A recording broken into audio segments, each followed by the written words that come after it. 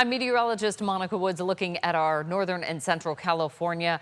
Big warm forecast for our regional headlines. Mostly clear skies along the coast. We have very little fog because of a change in our weather pattern. Major heat coming for the valley, warm nights for the foothills. And again, we're going to be tracking and getting more precision on that thunderstorm risk for this year. We'll start it off with our forecast highs for our Thursday. You can see region wide deep into the 100s, 90s and 100s in the foothills and near 90 for the Tahoe Basin. 70s along the coast, and again, mostly sunny skies, a little bit of marine intrusion, but overall it is going to be much warmer than what we've been seeing.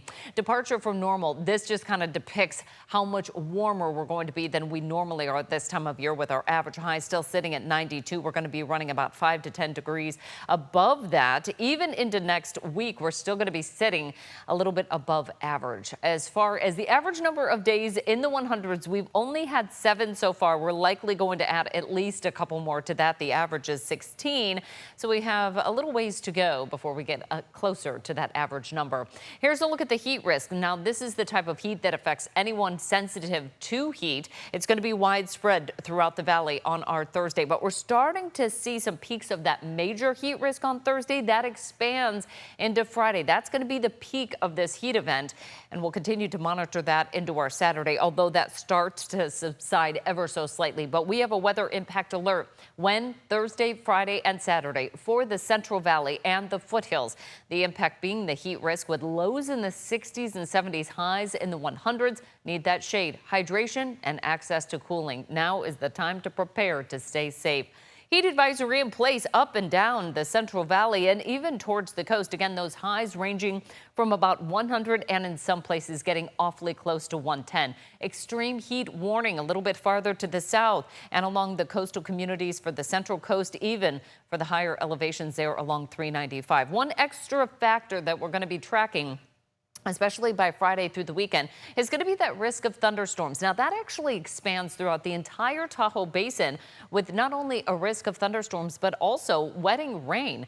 That's good for the fire sense. We don't want any lightning-sparked fires. But on the flip side of that, if you're headed up to Tahoe for a weekend event or a little vacation, it's going to be pretty dreary up there with a lot of weather changes. Be weather ready to get off the lake if you plan to do any of that boating. If you're doing any hiking, also be very aware of those rapidly changing conditions. This is all being driven in by that high pressure ridge coming in from the desert southwest. With it, that clockwise circulation just kind of drawing in a little bit of that cloud cover as well. That's going to add to a slight bump in humidity as well. Here comes that ridge, and as it starts to build in, it'll pull up some of that monsoonal moisture, thus starting that risk of thunderstorms in the high country.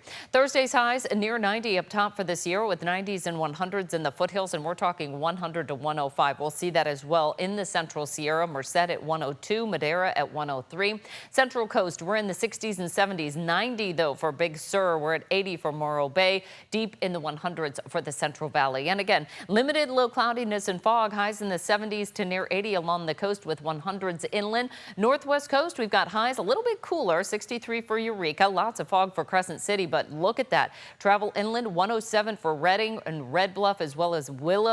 As we move a little bit farther to the south, we're in the 100s, and that gets us into that heat advisory overnight into our Friday forecast. So Friday to Saturday is when we have that heat advisory. Chance of thunderstorms for this year. Again, be weather aware and ready to get off the lake and any higher elevations as we move on into our extended forecast. Again, our highs are going to stay in the upper 90s into Saturday, a little bit cooler as we head into next week.